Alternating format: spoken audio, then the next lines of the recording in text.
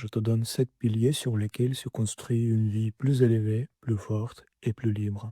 Quatrième pilier, l'autodéveloppement comme discipline quotidienne.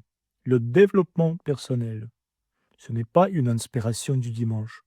C'est une habitude quotidienne, être un peu meilleur qu'hier, un peu plus clair dans tes pensées, un peu plus fort dans ton corps, un peu plus stable dans tes émotions, un peu plus adulte dans tes décisions.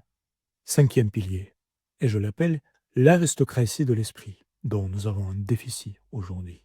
C'est une attitude, choisir la qualité dans ceux que tu regardes, dans les gens que tu fréquentes, dans les lieux où tu vas, dans ce que tu lis et dans les manières dont tu parles et tiens ton corps.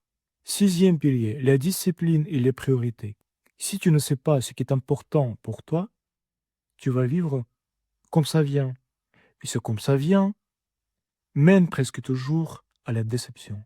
Et les choses les plus belles et les plus grandes se réalisent toujours par l'effort. Septième pilier, nettoyer, enlever ce qui te tire vers le bas. C'est peut-être le pilier le moins agréable, mais le plus nécessaire. Il faut être honnête. Qu'est-ce qui te bloque? Quelles habitudes? Quels comportements? Et aussi, quelles personnes qui ne sont plus alignées avec tes objectifs et tes valeurs? Parfois, il faut laisser partir une partie de ta vie ancienne pour créer de la place pour les nouvelles. Alors, tu n'entends pas la situation parfaite. Elle n'arrivera jamais. Tu la construis.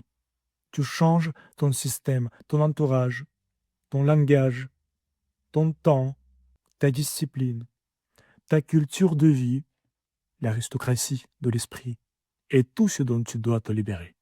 Et si tu commences à travailler sur ces piliers, ta vie va changer.